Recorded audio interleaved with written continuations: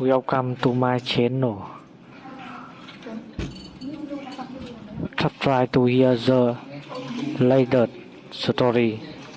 My business partner locked me out and said, "Sue me, you can't afford a lawyer." I didn't need a lawyer. I called the Software Alliance and reported him for using pirated enterprise software. The fines bankrupted the company in 48 hours. Hey Reddit, settle in because this one's about patience, planning, and watching someone's arrogance become their obituary.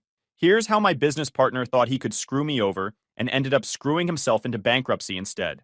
Name's Cameron, 38 male. And before you ask, yeah, I'm the guy who built a manufacturing consulting firm from nothing, poured 6 years of my life into it, and watched my partner try to lock me out like I was some intern he could ghost. Spoiler alert, it didn't work out the way he planned. Let me set the stage. This gets detailed because the details matter. Back in 2018, I met Jordan at a supply chain conference in Chicago. Second day, woo-ho session on lean manufacturing. Guy was smooth, knew the industry, had connections I didn't. Sharp suit, confident handshake, talked about market opportunities like he'd already mapped them out. We started talking about gaps in the market, specifically how mid-sized manufacturers were getting destroyed because they couldn't afford the big consulting firms but desperately needed operational overhauls. The big firms charged $350 per hour minimum. Small manufacturers couldn't afford it. They'd limp along with inefficient processes, bleeding money, until they either got acquired or went under. Meanwhile, guys like us, industry veterans who understood production systems, could offer the same expertise for half the cost and still make solid margins. We sketched out a business model on cocktail napkins that night. Revenue projections, service offerings, target client profiles. Jordan saw the sales side. I saw the operational execution. Perfect partnership. Or so I thought. 6 months later, we filed the LLC papers for Pinnacle Operations Group. Clean 50-50 split. Operating agreement drafted by a lawyer I knew from a previous job. Everything documented, signed, notarized. We each put in $40,000 seed money. I liquidated some investments. Jordan claimed he did the same, though I never saw proof. The division of labor was simple. I handled operations, client work, process optimization, basically everything that required actual expertise. Jordan handled sales, client acquisition, and networking. Basically everything that required showing up and looking good. It worked because our skills complemented each other. I was the engine. He was the steering wheel. First year was brutal in the good way. We landed 8 clients in 6 months. Small to mid-sized manufacturers struggling with production bottlenecks, inventory management disasters, quality control nightmares. I'd spend weeks embedded in their facilities, mapping workflows, identifying inefficiencies, implementing fixes. One client, precision machining outfit in Wisconsin, was running at 67% efficiency. Their production line had 17 separate bottlenecks. I spent 3 weeks living in a motel near the facility, working 12-hour days, rebuilt their entire workflow, restructured their inventory system, trained their floor managers. Efficiency jumped to 89% in 2 months. They saved $340,000 annually, referred us to 3 other manufacturers. That was the pattern. I'd fix their problems. They'd tell their friends. Jordan would close the deals.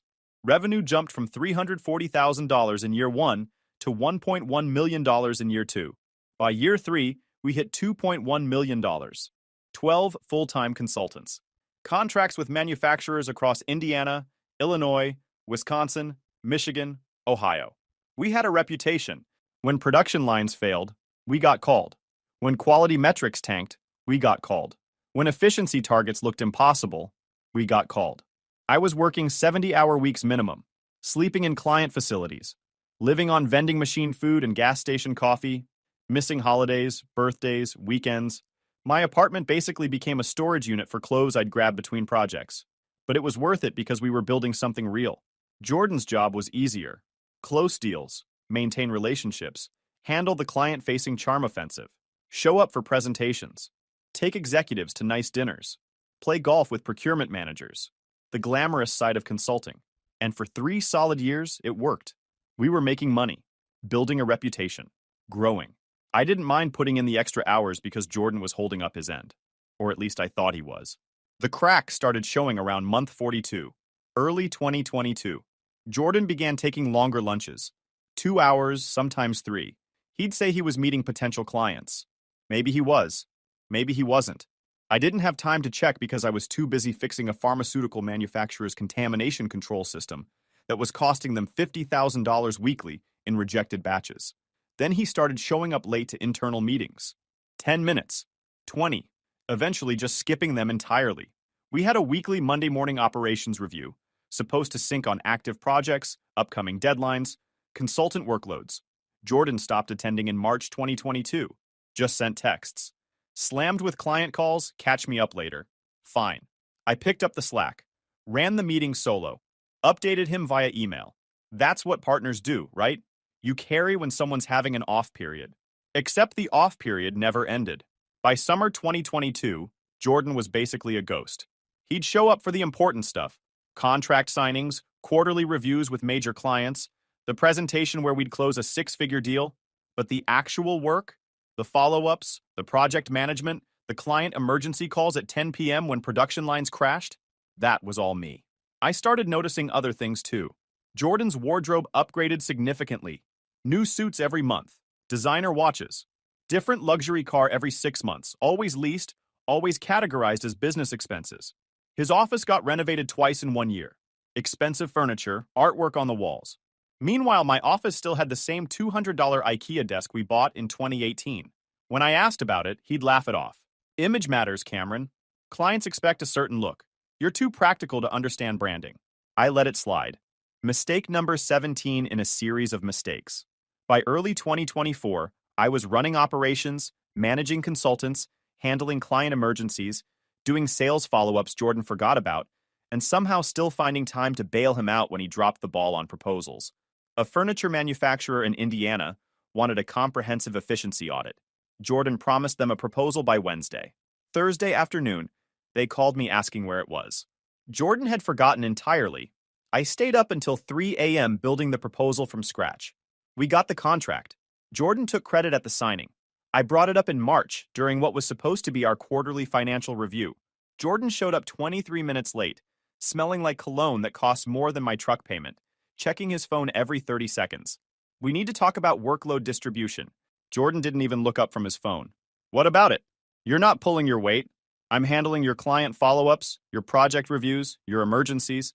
I just spent 3 nights rebuilding a proposal you forgot about. He finally looked at me, smiled. Not the friendly kind. The kind that says, I know something you don't. Cameron, you're great at the technical stuff.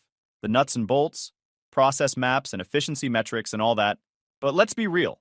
I'm the face of this company, the closer. You handle operations because that's what you're good at. I handle relationships because that's what I'm good at. I sat there processing that for a second. 6 years of partnership, 6 years of building something together. And suddenly, I'm just the guy who handles operations while he plays golf and takes credit. We're equal partners, Jordan. 50-50 split. That means equal work. On paper, sure. But who brings in the revenue? Who has the relationships? Who gets the contract signed? He leaned back in his chair like he was settling into a comfortable position for a lecture. You think clients sign because of spreadsheets and process maps? They sign because they trust me. Because I take them to nice dinners and play golf at their country clubs and make them feel confident we can fix their problems. And then I'm the one who actually fixes their problems. Right. You do the technical work. I do the relationship work. Different skill sets. But if you want to talk about compensation structure, I'm open to it.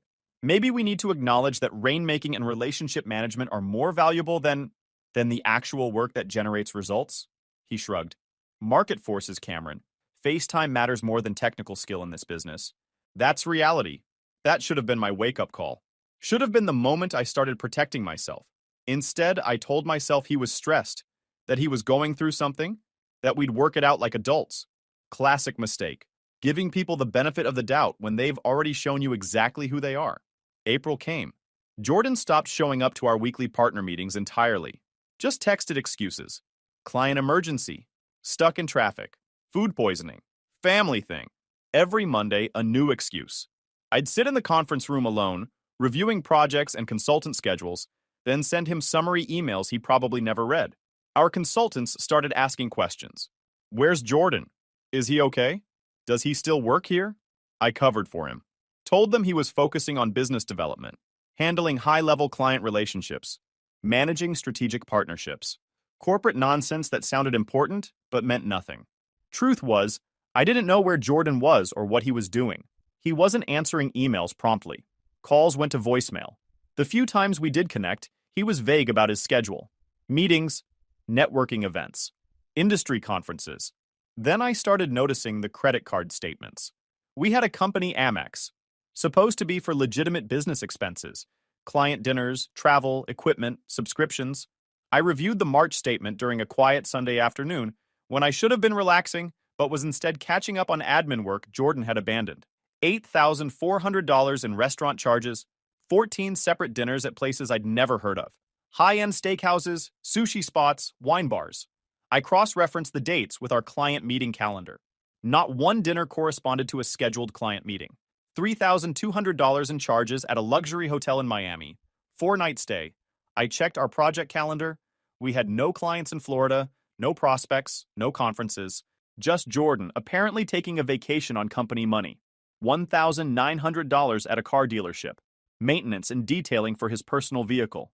Not a company car. His personal BMW, categorized as transportation business development. April statement was worse. $11,000 in charges. May was $9,700. I pulled statements back to January. Total personal expenses run through business accounts. $47,300. And that wasn't even the creative accounting. Buried in our bookkeeping system, I found monthly payments to an LLC called Sterling Consulting Services. $2,500 per month since September 2023. 9 months, $22,500 total. I'd never heard of Sterling Consulting. I ran the business registration, owned by Andrea Sterling, Jordan's wife. He'd created a shell company, put it in his wife's name, and was funneling company money to it as consulting fees. For what consulting? Nobody could tell me. The invoices were vague.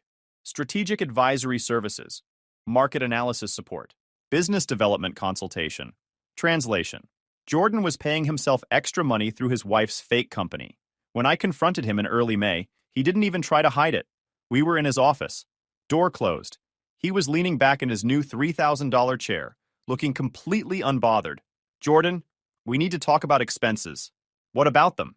I laid out printed statements on his desk, highlighted the personal charges, the Sterling Consulting payments, the pattern of abuse going back months. This is embezzlement, he laughed. Actually laughed.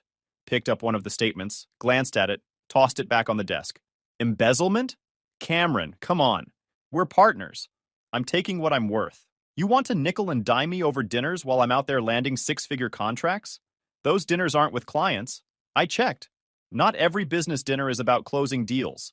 Sometimes it's about relationship maintenance, networking, staying visible in the industry. You wouldn't understand because you're not client-facing. And the Miami trip, the personal car maintenance, the shell company payments to your wife, strategic investments in business development. I'm building relationships that benefit the company. Andrea helps with market research and administrative support. That's legitimate consulting. And the car expenses? I drive that car to client meetings. It's a business asset. It's registered in your name. Personal vehicle. Doesn't matter. I use it for business purposes. Legitimate expense. I stared at him. 6 years. 6 years of building something together. And this clown had been quietly bleeding the company dry while I worked 70-hour weeks and slept on client premises. Jordan, this isn't okay. You're stealing from the company. I'm taking fair compensation for my contributions. You want to renegotiate our split? Fine. Let's talk about what rainmaking is actually worth versus operations work. We have a 50-50 partnership agreement, based on the assumption we'd both be contributing equally. Are we? Really? You're good at fixing production lines, Cameron. I'm good at making sure we have production lines to fix. Those are not equivalent skills. So you're just going to keep stealing? Reallocating. And if you have a problem with it, we can discuss restructuring the partnership. Maybe I buy you out. Maybe we bring in outside investors and dilute your share. Maybe we formalize a compensation structure that reflects actual market value. He said it so casually, like threatening to push me out of my own company was just another business discussion. I should have walked out right there. Should have called a lawyer. Should have started protecting my interest immediately. Instead, I said, let's table this conversation. Think about what's fair and come back to it next week. Jordan smiled. Sure, Cameron, let's do that. I walked out of his office and spent the rest of the day feeling like an idiot, because I'd just given Jordan a heads up that I was on to him, and Jordan wasn't the kind of guy who waited around for problems to develop. He solved them preemptively. I should have seen what was coming. Looking back, every sign was flashing neon. Late May, I noticed Jordan having closed-door meetings with our senior consultants. One-on-ones he didn't mention. I'd walk past his office and see him in there with Rachel, our senior operations analyst, or Daniel, our logistics specialist, or Karen, who handled our quality control audits. Individual meetings, doors closed, voices low. When I asked about it casually, "Hey, what was the meeting with Rachel about?" Jordan would wave it off. "Just checking in, making sure everyone's happy. Employee engagement stuff." But Rachel seemed nervous afterward, wouldn't make eye contact. Same with Daniel and Karen. Something was happening, and I wasn't in the loop. Then, Jordan started scheduling client calls without me. Contract renewals he'd handle solo. Quarterly reviews he'd attend without inviting me. When I asked about it, he said he was streamlining communication, making things more efficient. Clients didn't need both partners on every call, except these were my clients. Companies I'd spent weeks embedded in, production lines I'd rebuilt, managers I'd trained, and suddenly Jordan was handling them alone. I should have connected the dots faster, should have realized he was systematically cutting me out, building a case that he was the essential partner and I was expendable. The knife came on June 4th, Tuesday morning. Beautiful weather, clear skies. I showed up at the office at 7:15 a.m. like always. Our building was a renovated warehouse space in an industrial park. 3-story structure, modern renovations, decent location. We leased the second floor, 1,600 square feet. Open floor plan with private offices along the perimeter for partners and senior consultants. I swiped my key card at the entrance. Red light, access denied. Tried again, same result. Red light, denied. I figured it was a glitch. Our building access system was garbage. Cards stopped working randomly. I'd had to get mine reissued twice in 4 years. So I called Jordan, straight to voicemail. I tried the office phone. Vanessa, our office manager, picked up after 3 rings. Her voice was weird, quiet, tight. "Hey Vanessa, my key card's not working. Can you buzz me in?" Long pause. I could hear her breathing. Then, "Cameron, I can't. Jordan told me not to let you in." My brain stuttered. "What?" "He sent an email to everyone last night. Said you're no longer with the company. He said if you showed up, I should call building security. I'm sorry. I don't know what's happening. But he said there's a legal situation, and..." I hung up. Stood there in the parking lot at 7:17 a.m., phone in my hand, staring at the building I'd helped lease. The company I'd built. 6 years. Gone. Locked out like some temp who stole office supplies. My phone buzzed. Texts coming in from consultants. Rachel first. "Cameron, what's going on? Got an email from Jordan saying you're out?" Then Daniel. "Is this real? Are you okay?" Karen. "Call me when you can. This is insane." I didn't respond. Just stood there trying to process how Jordan had managed to orchestrate this without me noticing. Then it clicked. The closed-door meetings. The solo client calls. The systematic exclusion. He'd been building support, getting consultants on his side, or at least keeping them neutral, setting up the infrastructure to push me out. Jordan finally called me back at 9:47 a.m., 2.5 hours after I'd been locked out. I was sitting in my truck in a diner parking lot, drinking burned coffee, and reviewing our operating agreement on my laptop. His voice was cheerful, friendly even, like we were buddies catching up.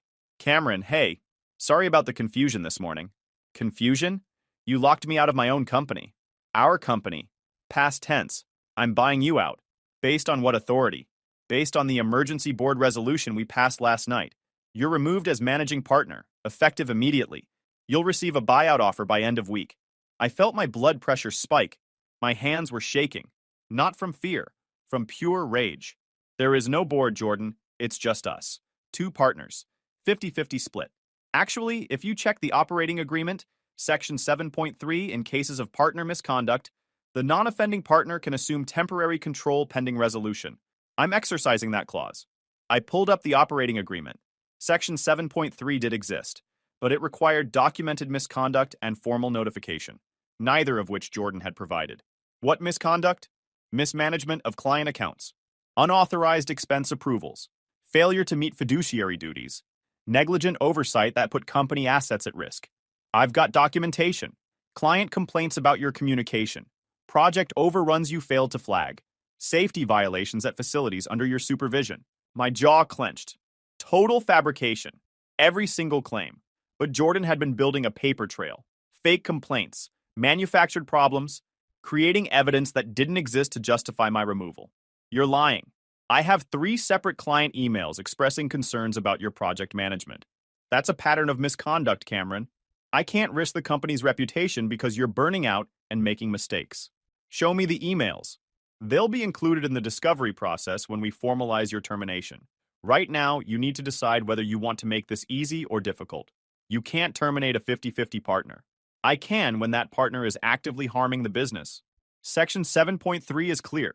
And before you think about lawyering up, let me save you some time. We'll see you in court in about 18 months after you burn through $80,000 in legal fees trying to prove I'm wrong. Or you can take the buyout, $340,000 for your share, and walk away clean. No litigation, no drama. Just sign the papers and move on. The number landed like a punch. $340,000. Our company was worth at least $3.5 million based on annual revenue and client contracts. Conservative valuation. He was offering me less than 10 cents on the dollar. That's theft. That's business, Cameron. You're good at operations, but you clearly don't understand the big picture. Take the offer, or don't. Either way, you're out. He hung up. I sat in my truck for an hour, shaking. Not from fear, from rage. Pure, concentrated rage. 6 years. 6 years of building something, and this clown thought he could just take it. Here's the thing about being calm and calculated. People mistake it for weakness. Jordan thought I'd fold. Thought I'd take his lowball offer because fighting would cost too much. He was banking on me being too broke or too tired to challenge him. He was wrong. I drove to a coffee shop, opened my laptop, and started pulling every file I had. Contracts, financial records, email chains. I'd been meticulous about documentation. Every client interaction, every project scope, every invoice saved and backed up. Jordan had access to the company server, but he didn't know I'd been keeping secondary backups on my personal drives since day one. Old habit from a previous job where the owner tried to screw me on commission. Learned my lesson then. Always keep your own records. By noon, I had everything organized. Client lists, revenue breakdowns, project histories. Then I started going through Jordan's files. The guy was sloppy. He'd been routing company money to his personal accounts for months, but he'd also been running the business like an amateur. That's when I noticed the software. We ran enterprise-level project management software, ProBuild systems, industry standard for consulting operations.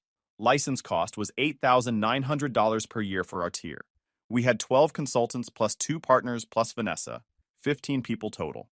Should have been 15 seats minimum. Total annual cost, around $133,500. I pulled up our software expense records for fiscal year 2023.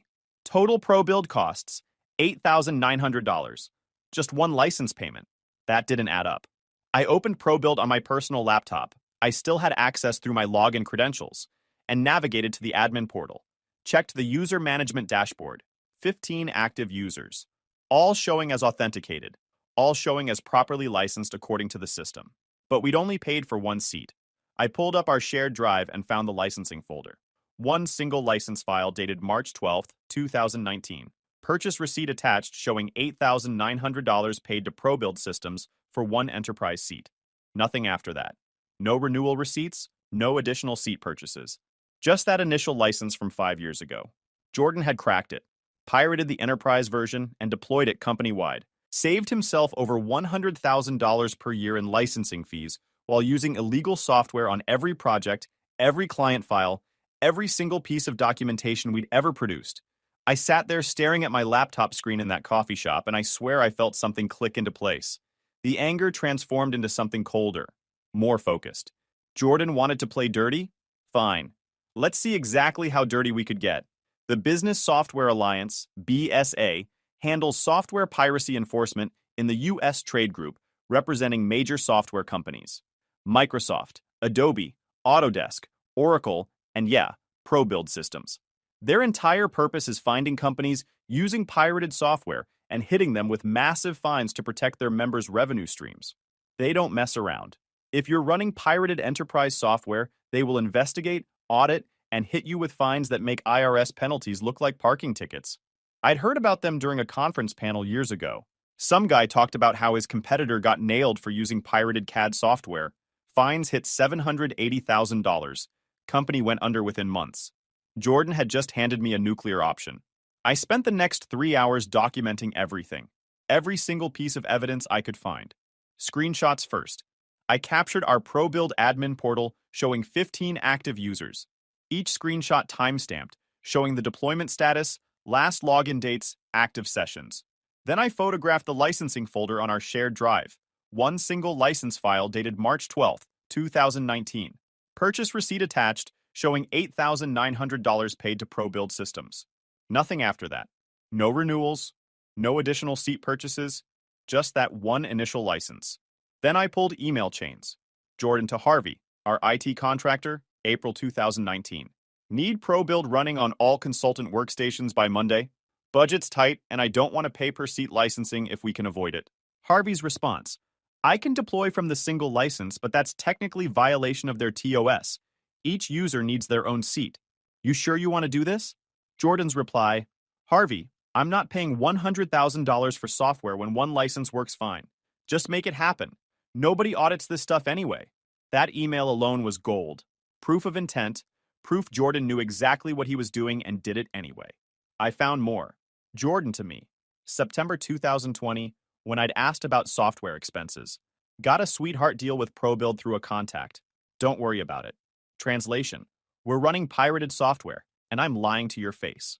Email to our accounting firm, March 2021. ProBuild licensing is handled through a special enterprise agreement. Annual cost is $8,900 total. Lie.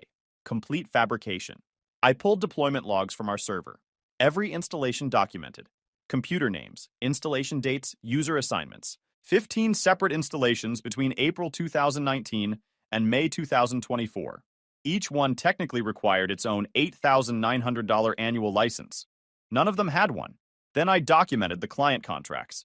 Every single one included language about us using properly licensed, industry-standard software tools to ensure work product integrity. We'd been promising clients legitimate operations while running cracked software. That created massive liability. ProBuild's terms of service, which I also downloaded and saved, explicitly stated that work product created using unlicensed software could be considered legally compromised, meaning every analysis we delivered, every efficiency report, every process optimization document we'd produced could potentially be challenged as invalid. Jordan had exposed the company to catastrophic legal risk to save $100,000 per year. I organized everything into a folder structure. Screenshots in one subfolder, emails in another, deployment logs in a third, client contracts in a fourth, ProBuild's TOS and licensing terms in a fifth. Created a master document summarizing everything: timeline of violations, financial impact, proof of intent, client liability exposure. 47 pages when I finished. Airtight case. No room for Jordan to weasel out. Then I went to the BSA website, Business Software Alliance. Their entire mission statement was right there on the homepage. Protecting software innovation and intellectual property rights through compliance enforcement and legal action against software piracy. They had a dedicated reporting portal. Big red button. Report software piracy. I clicked it. The form was detailed. They wanted specifics. Company name, physical address, software products in question, evidence of piracy, contact information for follow-up. I filled it out methodically. Company name, Pinnacle Operations Group LLC. Address, our office location. Software, ProBuild Systems, Enterprise Edition. Evidence, comprehensive documentation attached. The form asked for my relationship to the company. Options included current employee, former employee, competitor, client, anonymous tipster. I selected anonymous tipster. Didn't need them knowing I was a partner. Better if this looked like it came from an outside source. They had a text box for narrative explanation. 5,000 character limit. I used every character. Explained how Pinnacle Operations Group purchased one enterprise seat of ProBuild Systems in March 2019 for $8,900. Explained how that license was never renewed, no additional seats purchased, despite the company deploying the software across 15 workstations for 5 consecutive years. Explained the emails proving intent, how Jordan explicitly instructed IT to deploy beyond licensing limits to avoid paying proper fees. Explained the client contracts promising licensed software. Explained the liability exposure. Calculated the theft. $8,900 per seat. 15 seats. 5 years. Total, $667,500 in unpaid licensing fees. Added that ProBuild's enterprise agreement explicitly prohibited the type of deployment we were running. Attached every document, screenshots, emails, deployment logs, client contracts, ProBuild's terms of service with relevant sections highlighted. The form had a confidentiality checkbox. Do you wish to remain anonymous? I checked yes. Added a note. Reporter wishes to remain confidential due to potential retaliation. All evidence provided is factual and verifiable. Reviewed everything one final time. Made sure every document was legible. Every date was correct. Every claim was supported by evidence. Then I hit submit at exactly 4:37 p.m. on June 4th, 2024. Confirmation page loaded. Thank you for your report. The Business Software Alliance takes software piracy seriously and investigates all credible reports. A case manager will review your submission within 48 to 72 hours. If additional information is needed, we will contact you using the information provided. All reports are handled with strict confidentiality. Case number generated. BSA 2024-06-8743. I screenshot that too. Saved it. Closed my laptop. Done. I didn't tell anyone. Didn't post on social media. Didn't vent to friends. Just filed the report and waited. The BSA doesn't mess around, but they also don't move instantly. I figured I'd have a week, maybe two, before anything happened. I spent that time organizing my defense for the inevitable legal fight over the buyout. I contacted 3 lawyers, explained the situation, got quotes. Expensive, like Jordan predicted, but doable if I sold my truck and tapped savings. Then I got a text from one of my consultants, Rachel, senior operations analyst, worked with me for 4 years. She'd been quiet since Jordan's lockout email, probably scared of getting fired. Her text came through on June 6th, 2 days after I filed the report. Cameron, something weird is happening at the office. Men in suits showed up this morning with badges. Jordan's freaking out, I texted back. What kind of badges? Federal. They're auditing our computers. All of them.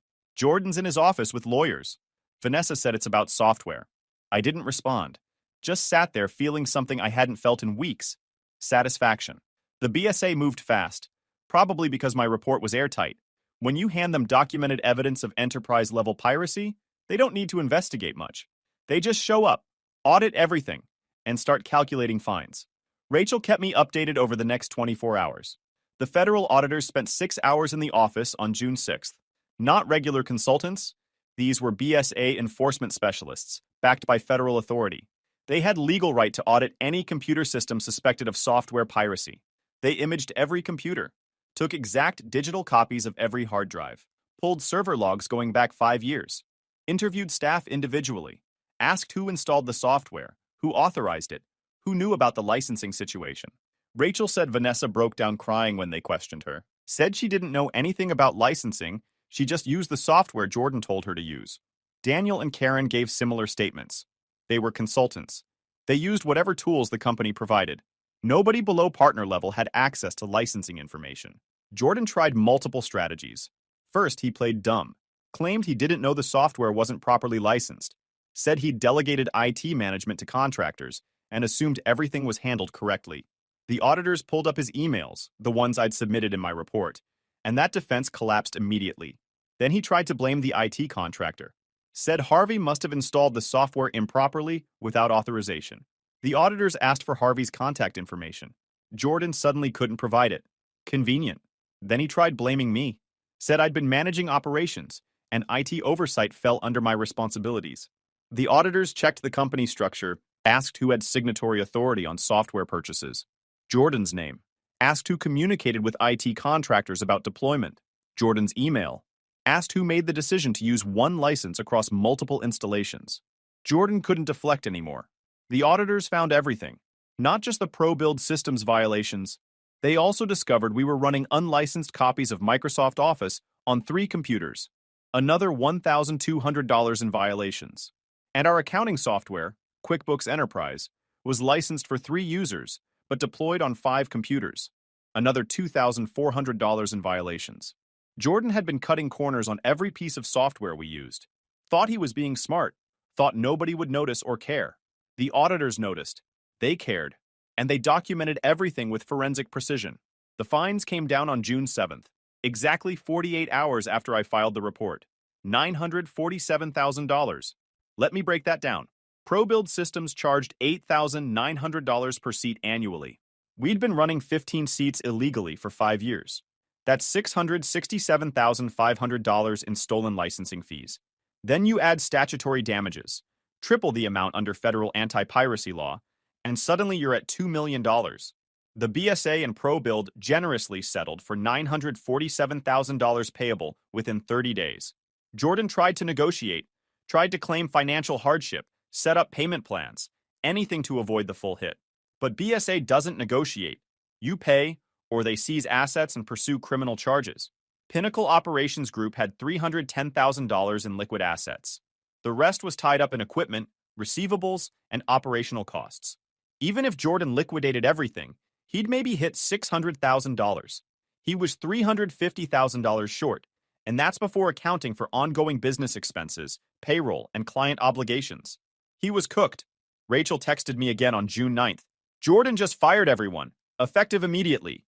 Says the company's insolvent. We're all scrambling for new jobs. This is insane. I texted back. Sorry you're caught in this. Let me know if you need a reference. She responded an hour later. You knew, didn't you? I didn't reply. By June 11th, Pinnacle Operations Group was done. Jordan filed for bankruptcy protection, but it didn't matter. The BSA fines were non-dischargeable. He'd be paying them off personally for the next decade. Clients started pulling contracts immediately. Word spread fast in the industry. Nobody wants to work with a company that's under federal investigation for software piracy. Liability nightmare. Jordan tried calling me on June 12th. I let it go to voicemail. He called again, and again. Finally left a message, voice cracking. Cameron, we need to talk. This is insane. I don't know who reported us, but the fines are killing the company.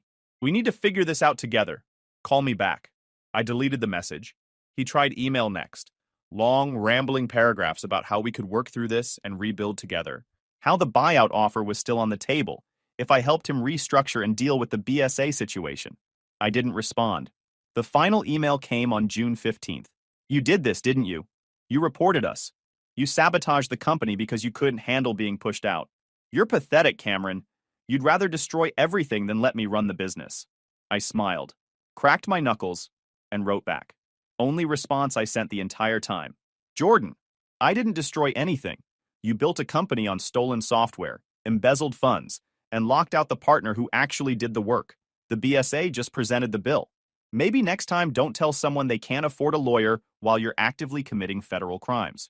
Enjoy bankruptcy. Cameron. I hit send and blocked his email. The fallout was beautiful in its efficiency. Pinnacle Operations Group officially dissolved on June 28th. Assets liquidated, clients scattered, consultants found new jobs. Jordan's BMW got repossessed. His house went up for sale. His wife filed for separation in July. Turns out she didn't appreciate being dragged into his financial crater. And me? I spent 2 weeks reaching out to our former clients. Explained the situation delicately, partner dispute, company dissolved, but I was still available for consulting work. Most of them remembered me as the guy who actually fixed their problems, while Jordan glad-handed executives. By mid-July, I had 6 active contracts. By August, I'd hired 3 of our old consultants, Rachel included, and filed LLC papers for a new firm. Clean slate, no partner, full control. Revenue hit $340,000 in the first quarter. We're on track for $1.6 million by year-end. Not bad for a guy who supposedly couldn't afford a lawyer. Jordan, last I heard, is working sales for an industrial supply company. Entry level. Still paying off the BSA fines. His LinkedIn profile is private now. 6 months after the company dissolved, I ran into him at a gas station. Pure coincidence. He was pumping regular into a 10-year-old sedan. I was filling up my new truck. Paid cash. He saw me. Looked like he wanted to walk away, but his tank was half empty. I nodded. Kept filling my truck. Cameron.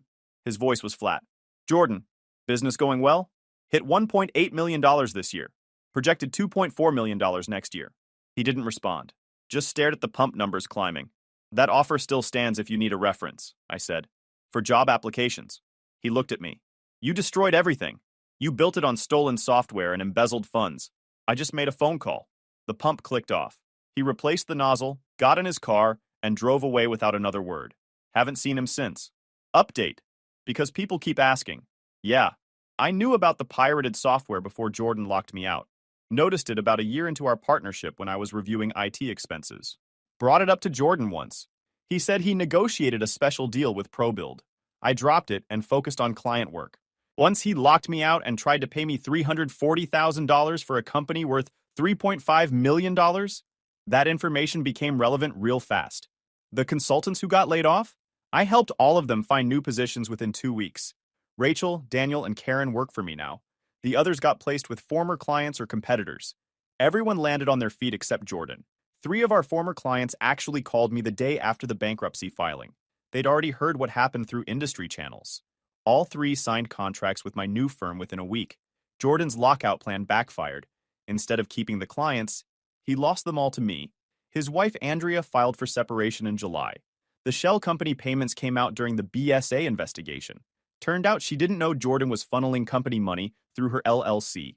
When the divorce papers hit, she included a fraud claim. Last I heard, she's getting the house and most of their assets. Jordan's parents called me in August. His dad left a voicemail asking if there was any way to work this out, and if I'd be willing to help Jordan get back on his feet. I didn't call back. Final update. Got a message from Jordan's lawyer last week threatening to sue me for tortious interference and defamation. Apparently, Jordan thinks he can salvage his reputation by claiming I sabotaged him. I forwarded the email to my lawyer. She reviewed it for about 10 minutes, then called me back. This is a bluff. Everything you reported to the BSA was documented fact. Truth is an absolute defense against defamation, and you can't interfere with someone's business by reporting their federal crimes. That's not how the law works. She drafted a response. Your client committed multiple federal violations documented through his own emails and company records. Our client reported those violations through proper legal channels. If you proceed with this lawsuit, we will countersue for malicious prosecution and abuse of process. We will also subpoena all financial records related to your client's embezzlement and shell company payments. We estimate your client's additional exposure at $400,000 plus in civil penalties. Proceed at your own risk.